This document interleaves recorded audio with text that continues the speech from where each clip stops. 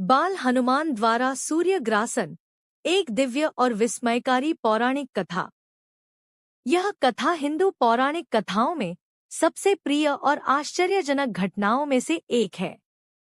यह न केवल भगवान हनुमान की असीम शक्ति और साहस को दर्शाती है, बल्कि यह भी बताती है कि कैसे एक नन्हे बालक की जिज्ञासा ने पूरे ब्रह्मांड को संकट में डाल दिया था। आइए इस दिव्य लीला को विस्तार से समझते हैं। एक पृष्ठभूमि और बाल सुलभ जिज्ञासा। यह घटना हनुमान जी के बचपन की है। जब वे बहुत छोटे थे, तब एक दिन माता अंजना उन्हें कुटिया में अकेला छोड़कर फल लेने वन में गई थी। नन्हे हनुमान को जोर की भूख लगी थी। उन्होंने खिड़की से बाहर देखा तो आकाश में लाल रंग का एक विशाल, गोल और चमकता हुआ फल, सूर्योदय के समय का सूर्य, दिखाई दिया। अपनी बाल सुलभ सहजता और तीव्र भूख के कारण उन्होंने समझा कि यह कोई बहुत ही स्वादिष्ट और मीठा पका हुआ फल है। 2. दिव्य उड़ान और अकल्पनीय वेग। उस लाल फल को पाने की तीव्र इच्छा से बाल हनुमान ने जमीन से एक लंबी छलांग लगाई। वे कोई साधारण बालक नहीं थे, वे भगवान शिव के अंशावतार और पवन पुत्र थे। इसलिए उनकी उड़ान में वायु जैसी गति और दिव्य शक्ति थी। वे पलक झपकते ही बादलों को पार कर अंतरिक्ष की अकल्पनीय ऊंचाइयों पर पहुंच गए। जैसे जैसे वे ऊपर उठ रहे थे, उनका वेग बढ़ता ही जा रहा था। 3. अंतरिक्ष का दृश्य और सूर्य देव का विस्मय। जब हनुमान जी पृथ्वी के वायुमंडल से बाहर निकले, तो उनके सामने अनंत ब्रह्मांड था। चारों ओर टिमटिमाते तारे और गहरा नीला काला अंतरिक्ष। उनके सामने सूर्य देव अपने प्रचंड, दीप्तिमान और स्वर्ण रूप में विराजमान थे।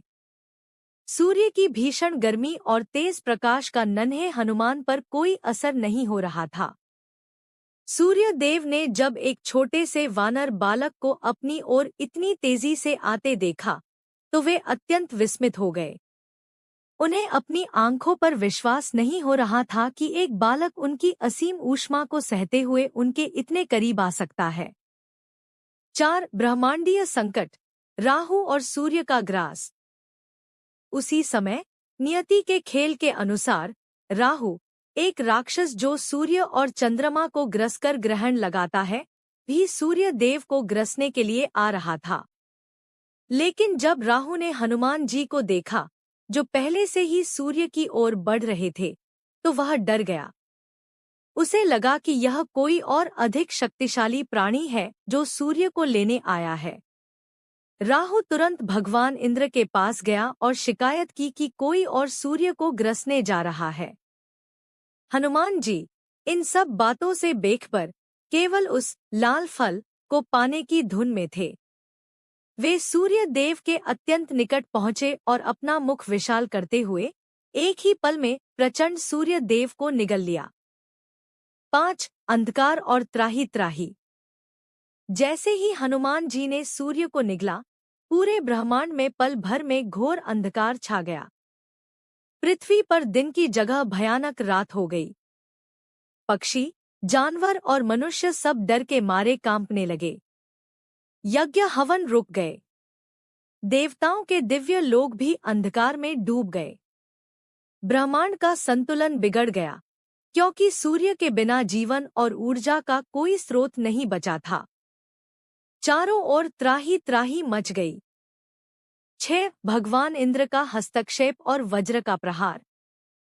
इस महासंकट को देखकर सभी देवता घबराकर स्वर्ग के राजा इंद्र के पास पहुंचे। इंद्र ने स्थिति की गंभीरता को समझा। वे अपने दिव्य वाहन ऐरावत हाथी पर सवार होकर तुरंत वहां पहुंचे। उन्होंने देखा कि एक वानर बालक अंतरिक्ष में खेल रहा है और उसके मुख से सूर्य का तेज प्रकाश निकल रहा है। इंद्र ने हनुमान जी को सूर्य को मुक्त करने के लिए कहा, लेकिन बालक हनुमान ने उसे एक खेल समझा और मना कर दिया।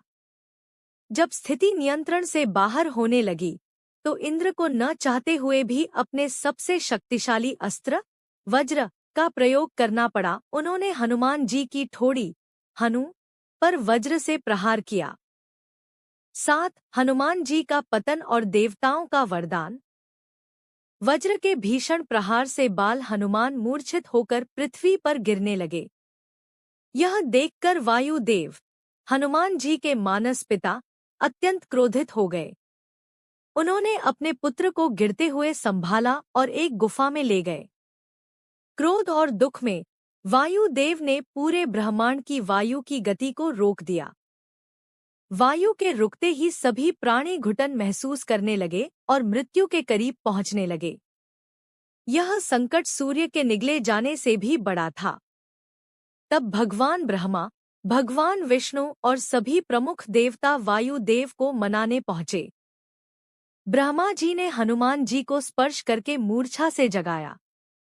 देवताओं ने वायुदेव को शांत किया और बाल हनुमान की वीरता से प्रसन्न होकर उन्हें कई दिव्य वरदान दिए।